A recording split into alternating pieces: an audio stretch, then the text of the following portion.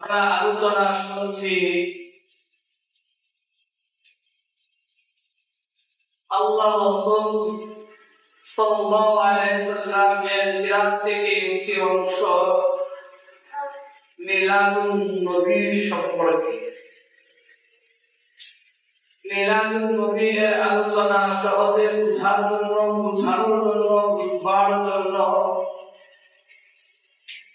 এই আলোচনাকে 5টি প্রকার করেছি। 1 থেকে 4 নম্বর প্রকার পর্যন্ত কতগুলো আলোচনা শুনেছি। 5 নম্বর প্রকারের আলোচনা শুনছি। 5 নম্বর প্রকার হচ্ছে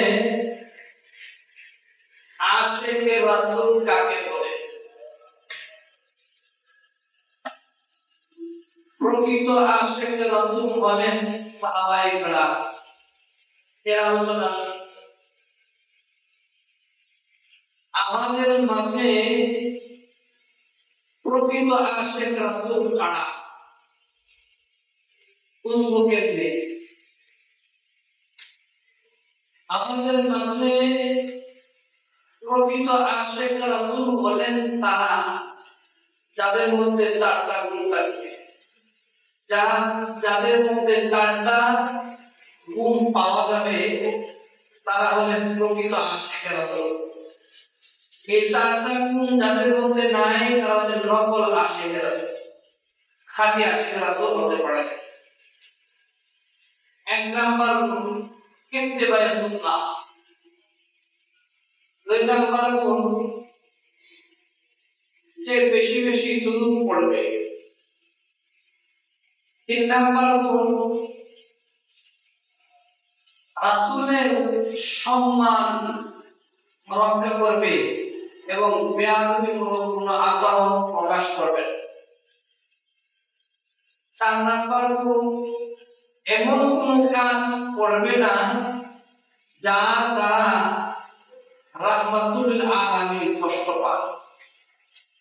এই 4টা গুণ যার মধ্যে থাকবে সে হচ্ছে প্রকৃত আশিক রাসূল। প্রিয় হাজির, আমরা আলোচনা শুনছি আশিক রাসূল সম্পর্কে। প্রকৃত আশিক রাসূল হলেন সাহাবায়ে কেরাম। সাহাবায়ে কেরাম কেমন আশিক ছিলেন কয়েকজন সাহাবার আলোচনা শুনেছি। আজকে আরো কয়েকজন সাহাবার আলোচনা শুনবো, এরপরে চলে যাব আমাদের মধ্যে কারা আশিক।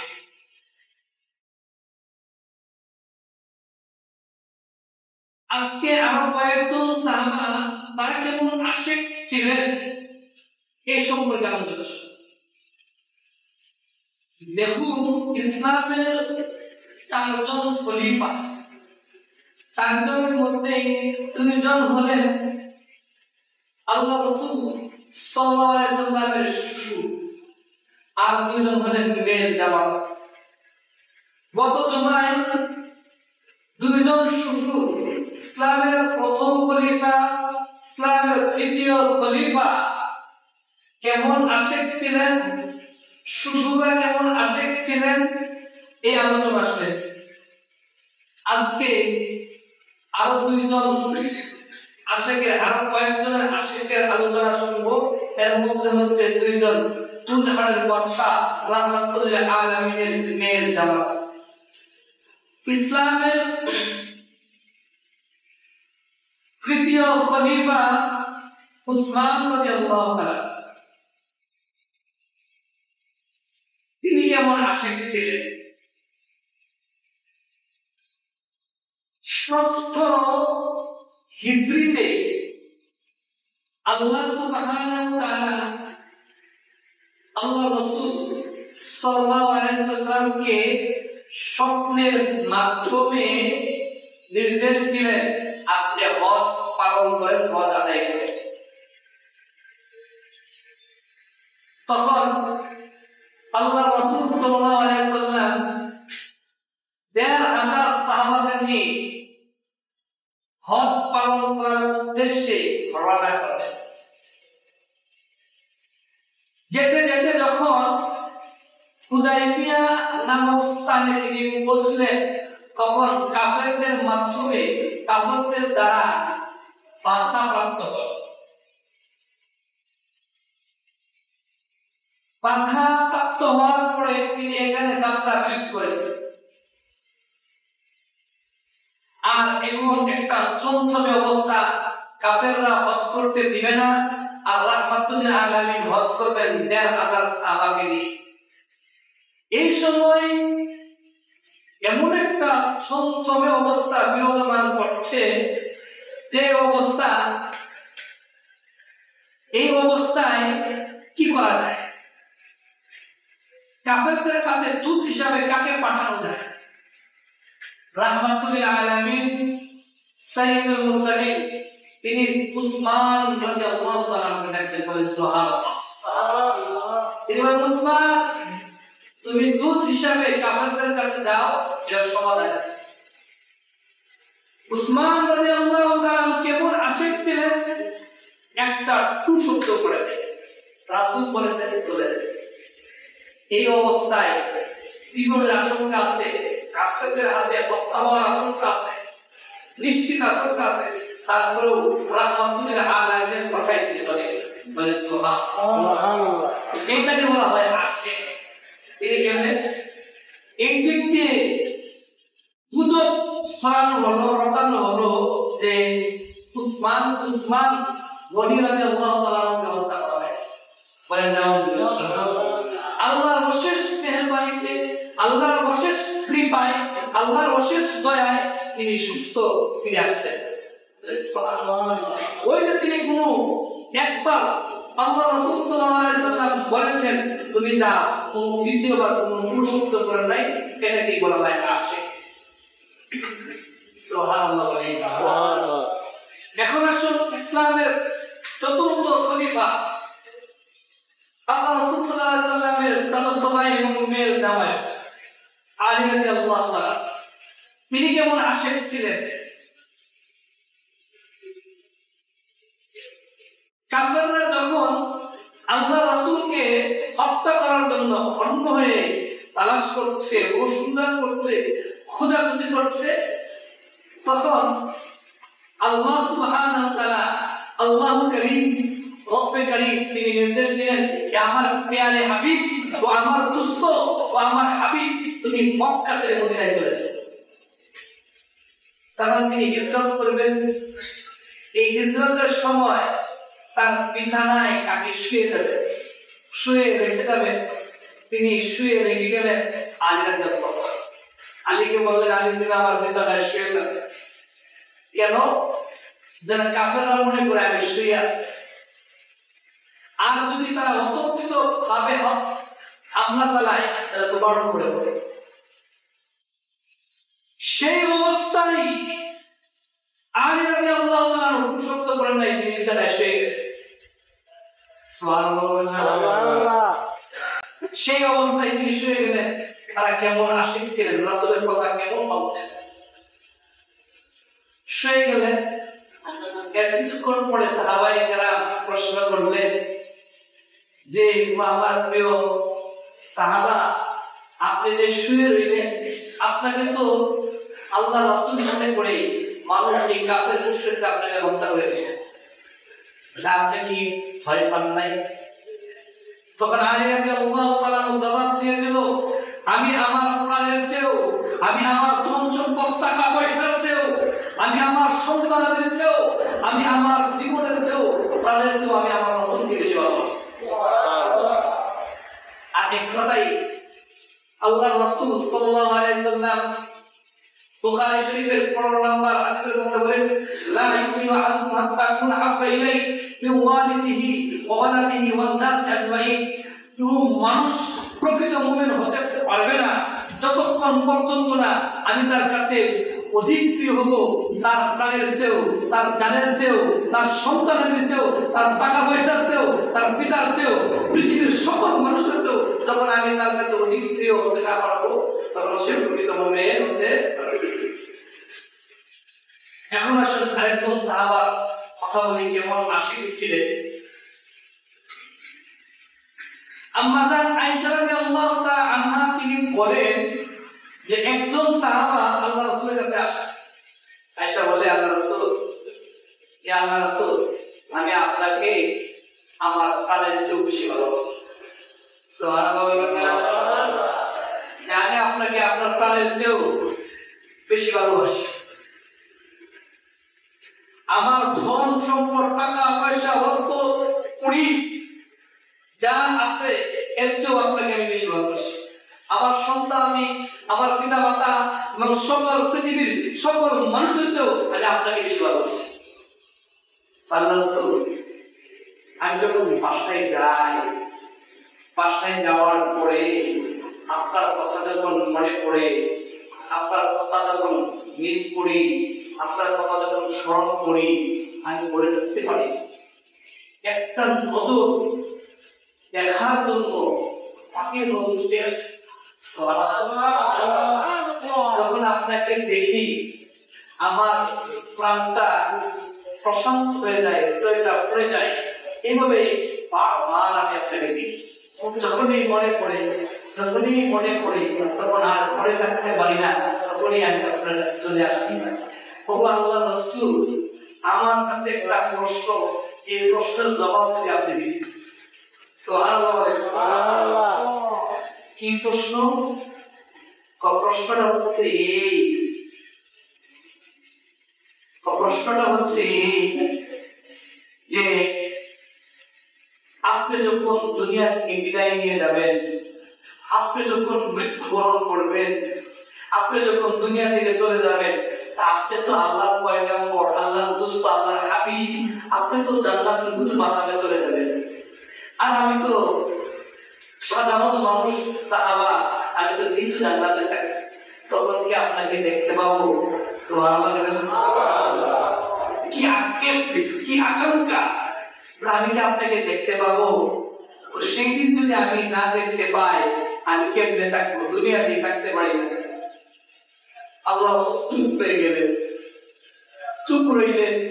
আর এই দিক দিয়া আল্লাহ সুবহানাহু ওয়া তাআলা, আল্লাহু কারীম, রব্বে কারীম জিবরাইল আমিনকে ডাক দিল, ও জিবরাইল, তুমি কোথায়? তুমি আমার কাছে আসো।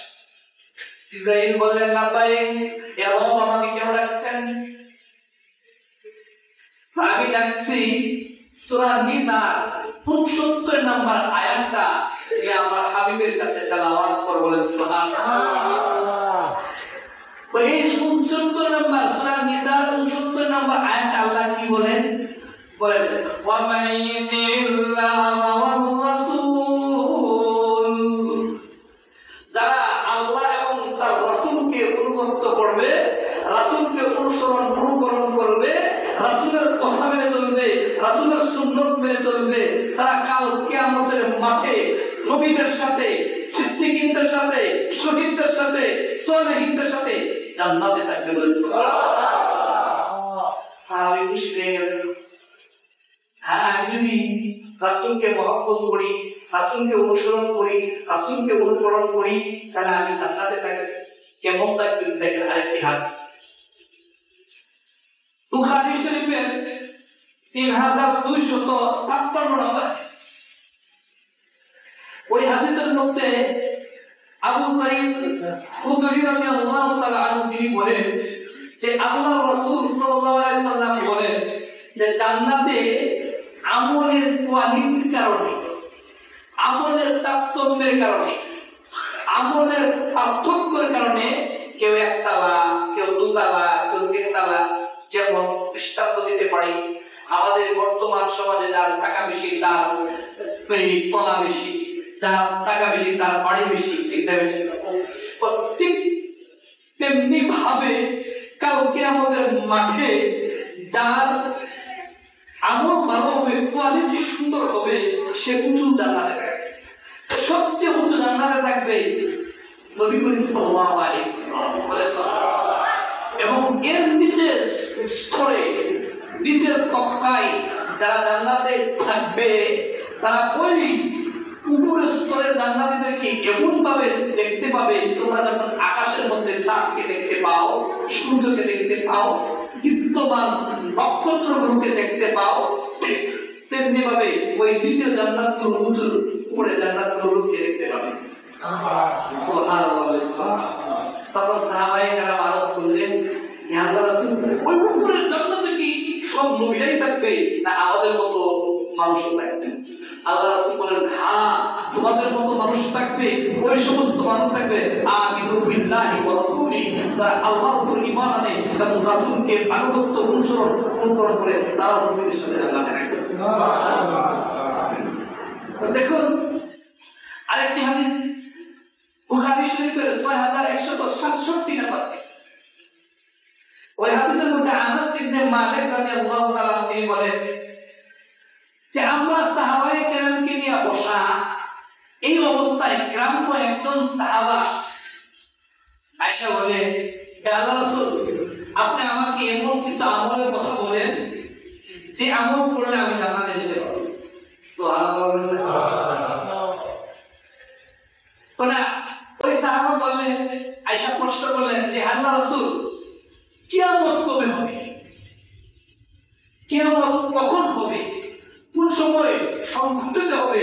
কিয়ামত আপনি বলেন। আল্লাহ রাসূল বললেন, আজ তুমি কিয়ামতের জন্য কি উপার্জন করছো, কিয়ামতের জন্য কি পুঁজি করছো, কি সঞ্চয় করছো, তুমি কিয়ামতের ব্যাপারে এত জিজ্ঞাসা করছো? তখন তিনি বলেন, আল্লাহ রাসূল, আমি কিচ্ছু করি নাই, তবে আমি উহিব্বুল্লাহ ওয়া রাসূলুহু, আল্লাহ এবং তার রাসূলকে মহব্বত করি, আল্লাহ এবং তার রাসূলকে ভালোবাসি। সুবহানাল্লাহ। তুমি যদি আল্লাহ এবং তার রাসূলকে ভালোবাসো, যাকে তুমি ভালোবাসবা তার সাথেই তুমি জান্নাতে থাকবা। আনাস ইবনে মালিক রাদিয়াল্লাহু তাআলা আনহু বলেন, আমরা সবাই আবার প্রশ্ন করলাম আল্লাহ রাসূলকে, কেমন প্রশ্ন যে আল্লাহ রাসূল, আমরাও কি আপনাকে ভালোবাসতে আপনার সাথে জান্নাতে থাকবো? হ্যাঁ, আমরাও, তোমরাও। যে আমাকে ভালোবাসবে, যে আমাকে অনুসরণ করবে, যে আমার সুন্নত মোতাবেক জীবন পরিচালিত করবে, সেও আমার সাথে জান্নাতে থাকবে। তো দেখুন কেমন জান্নাতে থাকবে। আমরা তো প্রায় একটা হাদিস বলি, মান আহাব্বা সুন্নতি ফাকাদ আহাব্বানি ওয়া মান আহাব্বানি কানা মাই ফিল জান্নাহ, যে আমার সুন্নতকে মহব্বত করবে অতএব সে আমার সাথে জান্নাতে থাকবে। বলেন সুবহানাল্লাহ। তখন আনাস ইবনে মালিক রাদিয়াল্লাহু তাআলা বলেন, এই কথার পরে আমরা এত খুশি হয়েছি, এত আনন্দিত হয়েছি, এবং খুশি আর আমাদের জীবনেও হয়নি। সুবহানাল্লাহ। তো দেখেন বুখারী শরীফের 6168 নম্বর হাদিস। ওই হাদিসের মধ্যে আল্লাহ রাসূল সাল্লাল্লাহু আলাইহি ওয়াসাল্লাম বলেন, আল মুহাব্বু মা মান আহাব্বা, যে যাকে ভালোবাসবে, যে যাকে মহব্বত করবে, যে যাকে পছন্দ করবে, যে যাকে ভালোবাসবে, কাল কিয়ামতের মাঠে তার সাথে সে জান্নাতে থাকবে। আপনি যাকে মহব্বত করেন, আপনি যাকে ভালোবাসেন, আপনি যে দলকে ভালোবাসেন না কেন, যদি বেশি আল্লাহ রাসূলের থেকে বেশি ভালোবাসা হয়ে যায়, সেই দলের সাথে আপনি পশ্চিমাদেরকে ভালোবাসেন, অনুসরণ করেন, তাদের সাথে আপনি দেখা হবে। তো দেখুন মুসলিম শরীফের 489 নম্বর হাদিস। ওই হাদিসের মধ্যে রবিআ ইবনে কাব রাদিয়াল্লাহু তাআলা বলেন, আল্লাহ রাসূলের সাথে জান্নাতে থাকতে পারবেন কি আমল করে? ওই সাহাবীর কথা মনে আছে কিনা আপনাদের, যে আমি আপনার সাথে জান্নাতে থাকতে পারবো, দেখা করতে পারবো কিনা? এই কথার কারণে এই কথাগুলো আসছে। রবিআ ইবনে কাব আস-সালামী রাদিয়াল্লাহু তাআলা তিনি বলেন, মুসলিম শরীফের 489 নম্বর হাদিস, তিনি বলেন, আমি আল্লাহ রাসূল সাল্লাল্লাহু আলাইহি ওয়াসাল্লামের সাথে প্রায় রাতে যাপন করতাম। আল্লাহ রাসূল সাল্লাল্লাহু আলাইহি ওয়াসাল্লামকে ওযুর পানি, অন্যান্য প্রয়োজনীয় জিনিসপত্র এগুলো জোগাড় করে দিতাম। খুব কথা আমি খেদমত করতাম। এখন পৃথিবী থেকে খেদমত করতে যাচ্ছে, মহব্বত হতে যাচ্ছে, এজন্য বালা মুসিবত আমাদের উপরে বৃষ্টির মতন পড়ছে। ঠিক না? আমরা মনে করি আমি নিজে খাইতে পারলে সুখ, আমি নিজে চলতে পারলে সুখ। না, হাবিব বলেন আল্লাহ বলেন তোমাকে বানাইছি উখরিজাত লিন-নাস, তোমাকে তো তোমার জন্য বানাই নাই। আমি যদি খাওয়ার জন্য বানাইতাম তাহলে তো আমি গরু এমন সারাদিন খাইতে পারে। আমি যদি ঘুমানোর জন্য বানাইতাম, খাওয়া দাওয়ার বানাইতাম, আমি তোমাকে বানাইছি একজন আরেকজনের কল্যাণের জন্য। তখন এই সাহাবী যখন এই খেদমত করেন, আল্লাহ রাসূল সাল্লাল্লাহু আলাইহি ওয়াসাল্লাম ডাকলেন, নবী আকরাম তুমি আমার কাছে আসো, তো তোমার প্রতি আমি সন্তুষ্ট খুশি, বলেন সুবহানাল্লাহ। তোমার প্রতি আমি খুশি সন্তুষ্ট, তুমি এখন কি চাইবা চাও, তুমি আমার কাছে চাও, আমি আল্লাহর কাছে দোয়া করে তোমাকে দিয়ে দেব। আপনার চোখটা বন্ধ করে দেখুন, আপনার কাছে যদি কেউ কোন এমপি, মন্ত্রী, প্রধানমন্ত্রী আপনাকে বলে তুমি কি চাও, তুমি চাইবা আমি চাইবো যে আমাকে এমন একটা বাড়ি দেন, আমাকে এমন একটা করবেন। আর ওই সাহাবী যখন আল্লাহ রাসূল সাল্লাল্লাহু আলাইহি ওয়াসাল্লাম বলে, ও সাহাবা তুমি কি চাও, চাও তুমি আমার কাছে চাও, তখন তিনি কি চাইলেন? আসআলুকা মুরাফাকাকা ফিল জান্নাহ, আমি আপনার সাথে জান্নাতে থাকতে চাই। এজন্য তো আল্লাহ সুবহানাহু ওয়া তাআলা বলেন, আমিনু কামা আমানান নাস, আমার সাহাবায়ে কেরামের মতো ঈমান আনো যেমনি ভাবে সাহাবায়ে কেরাম ঈমান আনছে, তাহলে তোমরা খাঁটি মুমিন হয়ে যেতে পারবে, ঈমানদার হয়ে যেতে পারবে। আমার সাহাবায়ে কেরামের মতো ঈমান। তখন ওই সাহাবা যখন এই চাইলো যে আমি আপনার সাথে জান্নাতে থাকতে চাই, তুমি আর কিছু চাও না, তুমি আরো কিছু চাও না, আমি আর কিছু চাই। তুমি যদি জান্নাতে থাকতে চাও তাহলে তুমি আমার সাথে জান্নাতে থাকতে চাইলে একটা কাজ করতে হবে। কি কাজ? বেশি বেশি নামাজ পড়তে হবে, ফরজ নামাজ ছাড়া যাবে না, জামাতের ছাড়া, এবং বেশি বেশি নামাজ পড়তে হবে। এবং এমন তুমি নামাজ পড়বা সিজদা করবা, যখন বেশি নামাজ পড়বা, বেশি সিজদা করবা, আমি নবীর তুমি জান্নাতে থাকতে। সাহাবায়ে কেরামের কেমন নামাজ ছিলেন? আবু তালহা রাদিয়াল্লাহু তাআলা আনহু। এখন আমার প্রশ্ন হচ্ছে আমাদের নামাজ কি? দেখেন সাহাবায়ে কেরামের নামাজ কি? ওই হাদিসটা হচ্ছে মুআত্তা মালিক, এটা কিতাব আছে। এই মুআত্তা মালিকের 215 নম্বর হাদিস।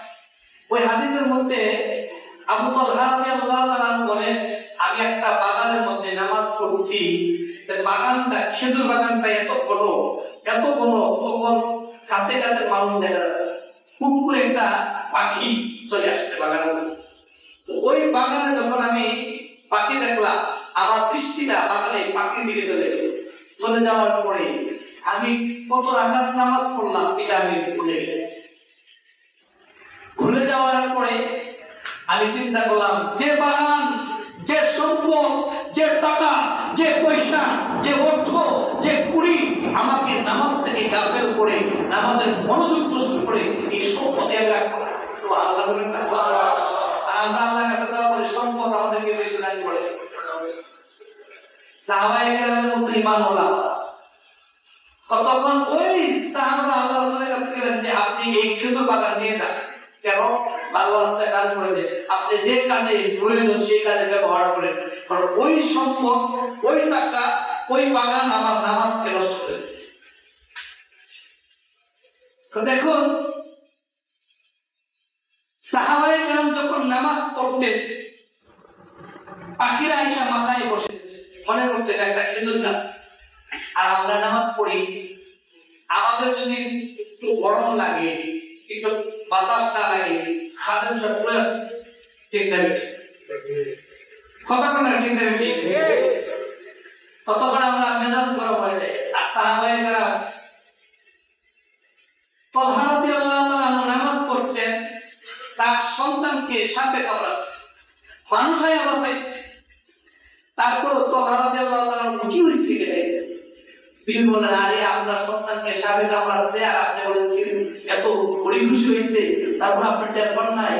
না, আমি তো কিছু বুঝতে পারি, আমি তো আমার মাওলার সাথে নামাজে দাঁড়িয়েছি, কথা বলছি। কেমন নামাজ পড়বেন জানেন? একজন মুন্সির কথা বলি, না বললেই নয়, কুতুবউদ্দিন বখতিয়ার কাকি রহমাতুল্লাহ আলাইহি আমাদের পাশের দেশে গিয়ে তার নামে একটা কুতুব মিনার আছে। তিনি ছিলেন খাজা মঈনুদ্দিন চিশতি রহমাতুল্লাহ আলাইহি শিষ্য খলিফা।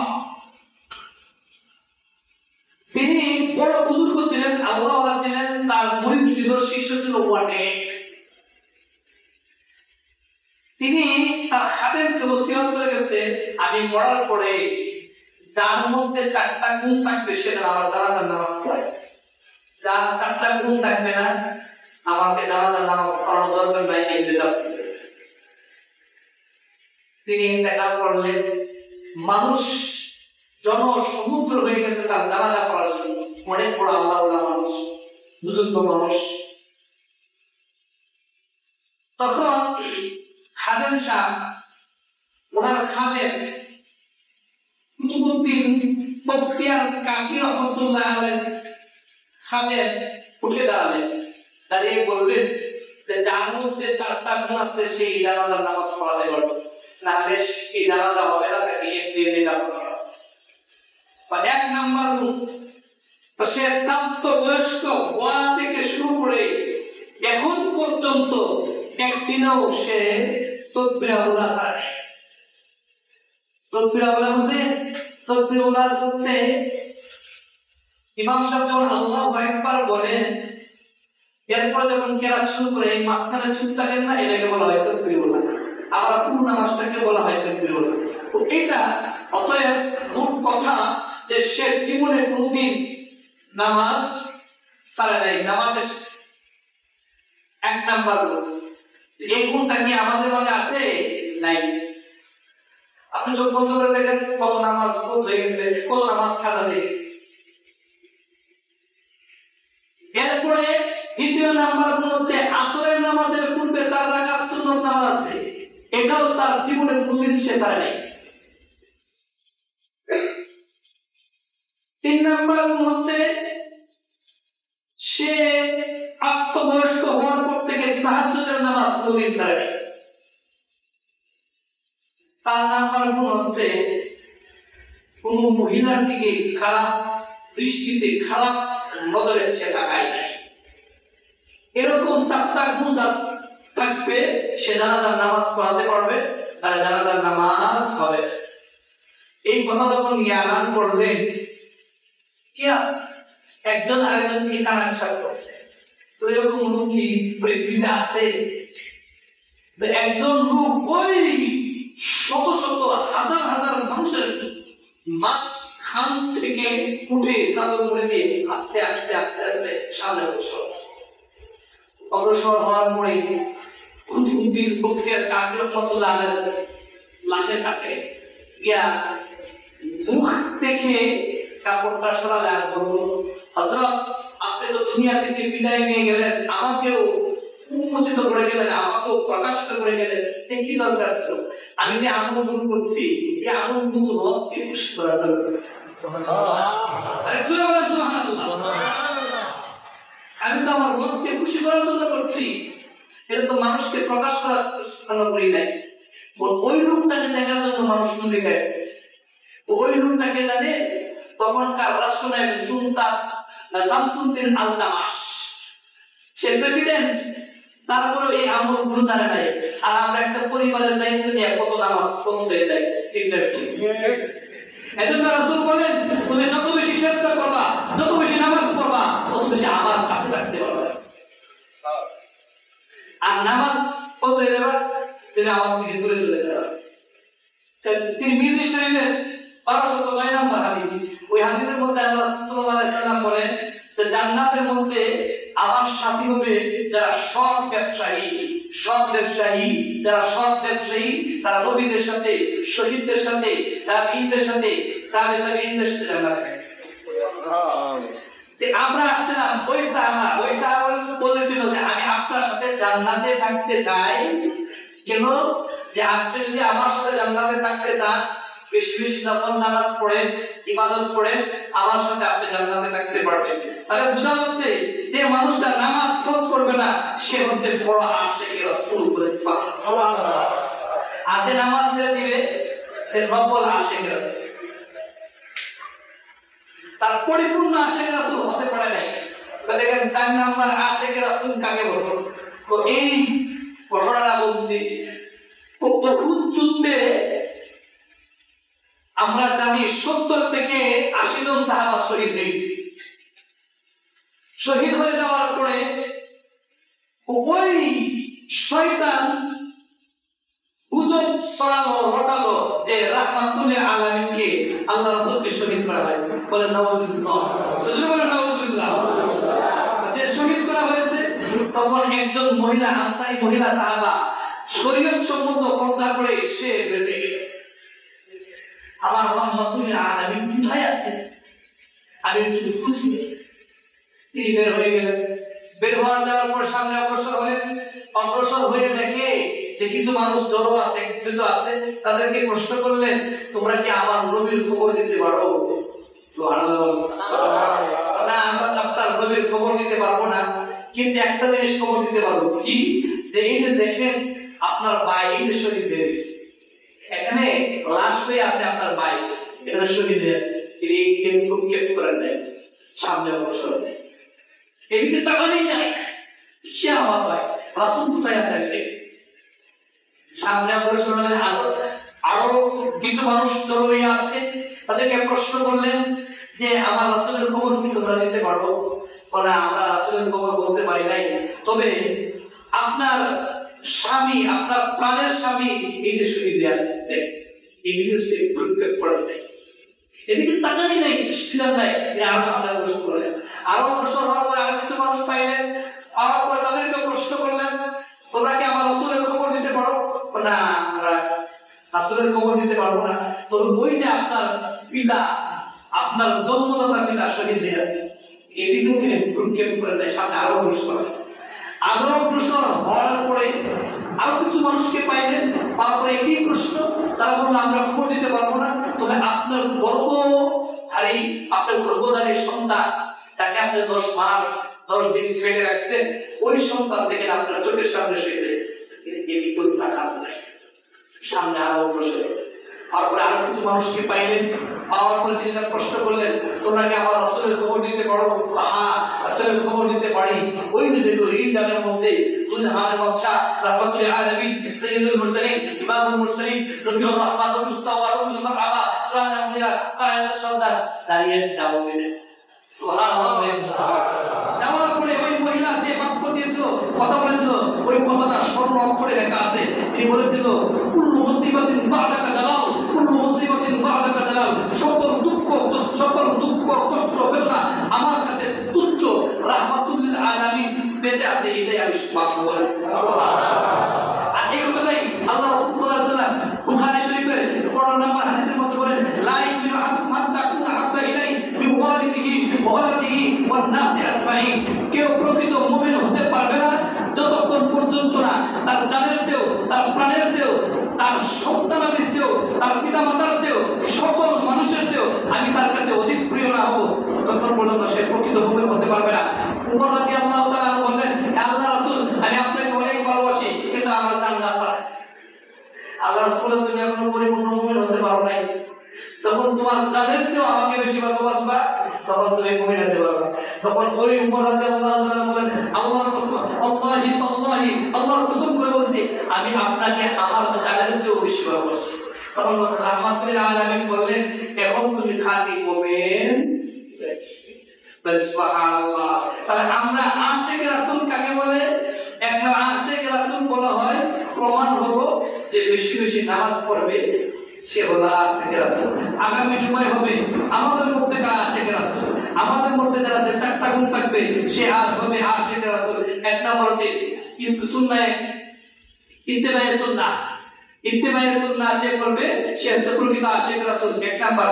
2 নাম্বার গুণ হচ্ছে যে বেশি বেশি দুরূদ পড়বে। 3 নাম্বার, রাসূলের সম্মান নষ্ট হয়, রাসূলের মান সম্মান নষ্ট হয়, রাসূলের ইজ্জত নষ্ট হয়, এমন কোনো কাজ করবে না। যেখানে কোরআন হাদিসের কথা হয় সেখানে উঁচু আওয়াজে কথা বলবে না। এই ব্যাপারে আল্লাহ সুবহানাহু ওয়া তাআলা সূরা হুজুরাতের মধ্যে বলেন, লা তারফাউ আসওয়াতাকুম, তোমাদের আওয়াজকে উঁচু করবে না। যারা হজ করতে গেছে, উমরায় গেছে, মসজিদে নববীর মধ্যে এই আয়াতটা লেখা আছে, লা তারফাউ আসওয়াতাকুম, তোমাদের আওয়াজকে নিচু করো। রাসূল সাল্লাল্লাহু আলাইহি ওয়াসাল্লামের দরবারে কাছে আইসা আজান আওয়াজ উঁচু করে না, তাহলে তোমার জাহান্নাম হবে। বলেন নাউজুবিল্লাহ। এখানে এই কথাই যেখানে রাসূল এবং আল্লাহ এবং রাসূলের কথা হয় সেখানে উঁচু আওয়াজে কথা বলা যাবে না এবং বেয়াদবিমূলক আচরণ করা যাবে না, তাহলে আপনি খাঁটি মুমিন না। এই কথাগুলো আসবে। 4 নাম্বার গুণ হচ্ছে যার এমন কোন কাজ করবেন না যে কিছুর দ্বারা ইন্দ্রহানের বাদশা রাহমাতুল আলামিন কষ্ট পায়, এরকম কাজ করলে সেও আশিকের রাসূল হতে পারে। আগামী জুমায় এই 4টা গুণের কথা আমরা আলোচনা করব। আমাদেরকে শোনার মতো তৌফিক দান করুন। আমিন।